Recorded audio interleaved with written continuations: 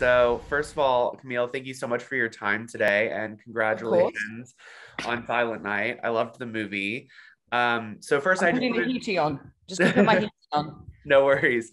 So first I just wanted to ask you like how Silent Night came about. Like what was your inspiration for the film? Why set it during Christmas? Tell me how you came up with this idea for the script. Okay, I'll try and make this one a bit more interesting than the last time I said it, because I keep saying the same thing over and over again. First of all, I think we are supposed to be our best selves at Christmas, or we hope we can be, or we attempt to be. And I think I've always had this rush for many years of sentimentality at Christmas, like, oh, maybe I should call that friend who I don't talk to anymore. And oh, maybe I should send my father who abandoned me when I was a child a Christmas card, or, you know what I mean? Or we must go out and feed the starving, which I believe in. I'm not taking the piss out of that. But that's what happens at Christmas. You go, oh, I'm a better person than I am normally at Christmas. So, and then you feel the loss. And I don't know why. It's like a program trigger. Maybe I'm the only person. But when those little Christmas lights come on, and you start seeing decorations, somehow there's a feeling of hope, right? It's just, I don't know, it's hardwired into our systems. I don't know whether it's come from the television, obviously, but you go, oh yeah, there's hope in the world. So it's easy to stamp on that. And that's a great landscape to be able to go because I think I'm quite not big. I'm actually a very short person, but I'm turned up. My volume's kind of high. And I've learned that. I'm 47 now. I've learned that as I've got older, that my what's the word? Ability to cope with things difficult or upsetting, or I'm just I can't think of the word. My spirit is turned up quite high, right? So I think if you have that landscape of happy, hopeful, sentimental, emotional Christmas, you can go far with it. But these things weren't conscious decisions. What was a conscious decision is like, I've tried for years to write stories about my class system and the dysfunction of the middle classes and the privileged in the UK. And I couldn't get a film made. I kept writing this, and probably because they were too depressing. Because another thing is I'm a hopeful person, but I veer on melancholia as well. Do you know what I mean? So I'd had experience with Roman on the set of Jojo Rabbit. He'd had this rather remarkable experience on Jojo Rabbit. And I was so inspired by Taika and his comedy. And I hadn't occurred to me before. I hadn't really investigated comedy. And I didn't know that comedy allowed for anything. And I was like, well, if he can talk about Nazis, I can talk about stupid posh people with comedy. I'm going to go and do that. So he inspired me to use comedy to be able to have my volume high, I think, because my volume was very high and no one wanted to make my movie. So that's really how all that came about. And then the actual story itself was inspired because my kids had just watched War Horse. And I'm like, what are we going to do if there's a war? And I was like, I remember as a child learning about nuclear war, and I saw this film Where the Wind Blows, and I never recovered. It was like my world had crashed. I was like, what? There's a possibility that everyone could just die in an instant, or melt, or So I said, look, there is this, but if this ever happens, it's okay. We've got options.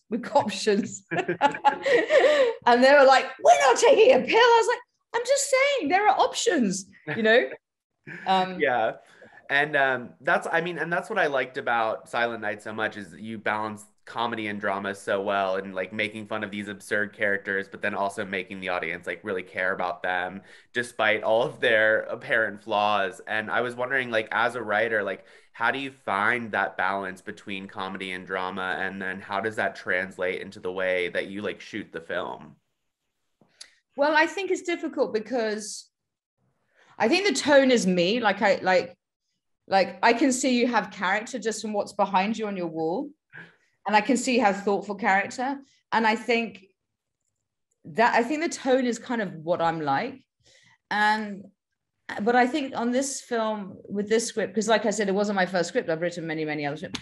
I just thought, I'm just going to get it out. I'm just going to put it out there, right? I think as a filmmaker, you just go, I'm going to just write what I want to make, right? Because the chances are no one else is going to want to make it, right? That's just the facts. Unless it's 1 in a million probably get to make a film, okay? So just write what you want to write. And then sit down and go, was that any good? Like, don't even write it because you want to get it made. Just write what you want to write. And I think this is the first time I thought, I'm just going to write what I want to write. Fuck them all. Excuse my language.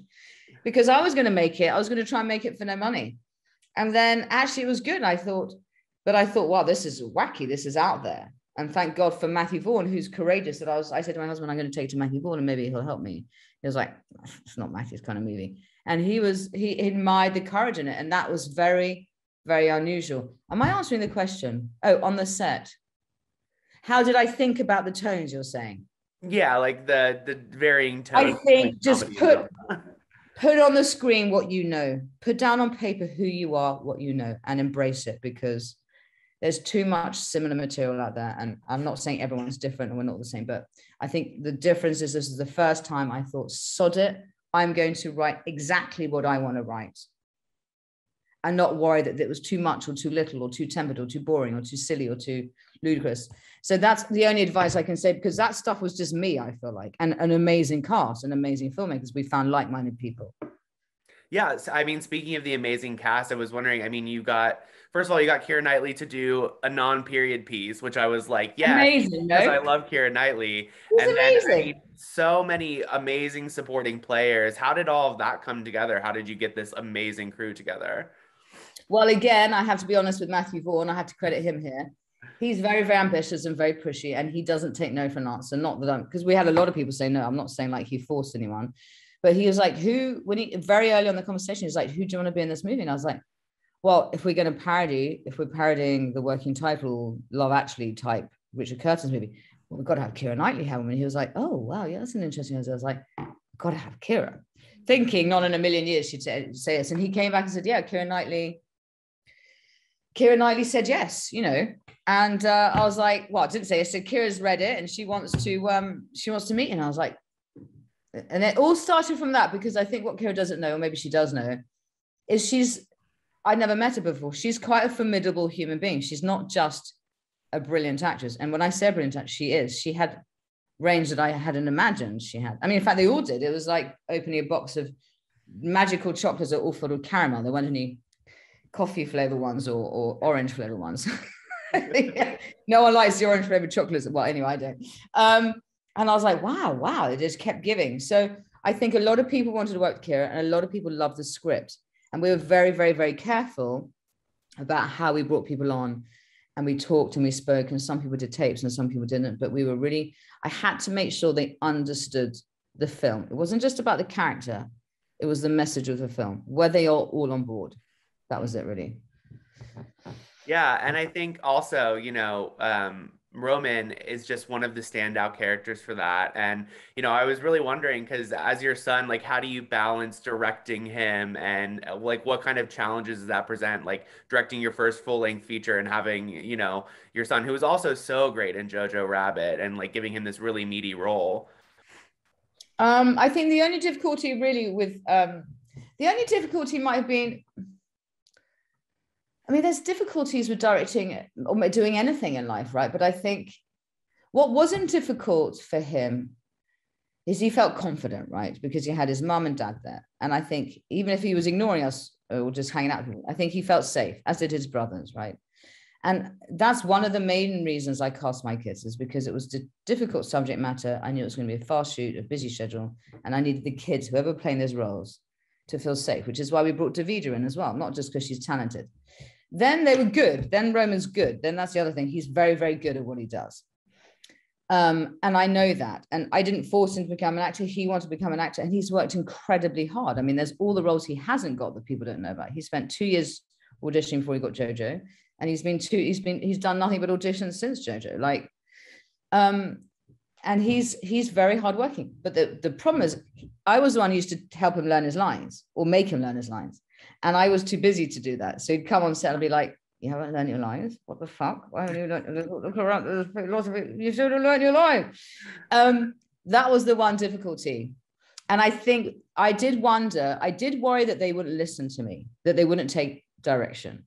But he has for years, because we've prepared his self-tapes together. But when the other actors, I think very quickly they saw Keira Knightley and Matthew Good and Lucy Punch and Annabelle and Chope, and Kirby, and I'd give them notes, and the boys would go, oh, well, they're listening. Keira Knightley's taking her notes. I better take her notes. So really, if it hadn't been an ensemble, if it had just been a solo movie with Roman the Kid, it would have been a disaster. But because he was around other professionals, and they were listening to me and they liked what I had to say, he stopped, he listened. Yeah, and I mean, was he just, I mean, like, he has so much to do in the film from, I mean, like, he gets obviously the really tragic scene at the end. Was he just like game for like everything you threw his way? You were just like, all right, you're gonna do this. And was he just like, all right, mom? He hates the shot by the car where the slow motion shot where he's like, and he's like, why did you use that shot? I went, there wasn't another shot. And it's not up to me. I can't just cut a shot out because you don't like it. I've got to make a movie. Anyway, that's the only, we had a funny scene shooting that scene because every time he ran up to the car and he looked in the car, he ran away. And we had to do 20 takes and we had smoke and we had tracking. We had lots of things happening and we had to like reset everything. It wasn't as simple, just turn over. And he'd run up to the car and he'd look and he was supposed to stay there and get poisoned. That's so sorry. I've just, you'll have to cut that bit out. You'll have to put a beep over me. And he kept running off. And I was like, why? What are you doing? And I was getting really angry. I was like, stop running away from the car. But his instinct was to look at the car. And he was right. His instinct was to run away. Why would you stand by a car with dead people in it? I mean, it's like, we're going to have to put another beep over that. But no, there wasn't anything he didn't want to do. There was a couple of things he found difficult, which was that scene. But the scene on the bed was, I'm ashamed to say, hilarious. That was very, very funny. We could not stop laughing with him doing his whole, you know. Yeah. Sadly, is you make a very disturbing film, but it's a lot of fun making it. Yeah. That's what I've heard. I mean, other people I've interviewed for doing like horror movies and stuff, they're like, it's actually really fun. And I'm like, it's really fun. Look like Graham, it's hilarious. It's so hilarious. But yeah, and I mean, you filmed in the beginning of 2020, so then you had like this really crazy real life parallel of an actual sort of airborne pathogen. And what was that like to realize that like not only do you have the environmental themes of Silent Night, but then you also have this really prevalent other aspect that makes it even more relevant. And now it's coming out at the end of 2021, and it has that added extra resonance. It hurts because the last thing you want to do is traumatize an already traumatized environment. You make a film as a filmmaker and you don't think for a second it's going to land in a world that's experiencing the film, right? I mean, there are weird coincidences because when I first did my first draft, I wrote it as a virus, and my then agent, who I'm not with anymore, he said, virus, that would never happen. I was like, well, of course it could happen. He was like, it would never happen. So I changed it. We made it environmental. So that's weird. But I wrote this film, like I said, on the back of Jojo Rabbit in 2019. Do you know what I mean? I mean, and then when you film the film, what people don't understand, they're like some people's comments you read, like, why didn't they just, it's so insensitive. And it's like, well, first of all, you have to make a film. You have to cast a film. That took us a year. Then you have to raise the finance. Then you have to shoot the film. Then you have to edit the film. It takes years to get anything done. And unless you got a load of money, you can just like, damn that, So we'd already cut the film and we were doing post-production of VFX when the vaccine was being introduced. We didn't even know that there was a vaccine. That we knew they were trying to deliver a vaccine. We didn't know there was going to be one. So this unfortunate parallel, well, the simple, I don't want to be disrespectful, but it's a very simplistic thing to get, oh, it's anti-vaccine. Well, it's not, because people who take the vaccine care about society, and the boy's fighting for society. And he's questioning the trust around a suicide pill, not a life-saving vaccine. We take the vaccine to save lives, take a suicide pill to kill yourself. I mean, of course you should question whether or not to take a suicide pill. I mean, it's insane. So the simplistic kind of references, that makes me angry and anxious.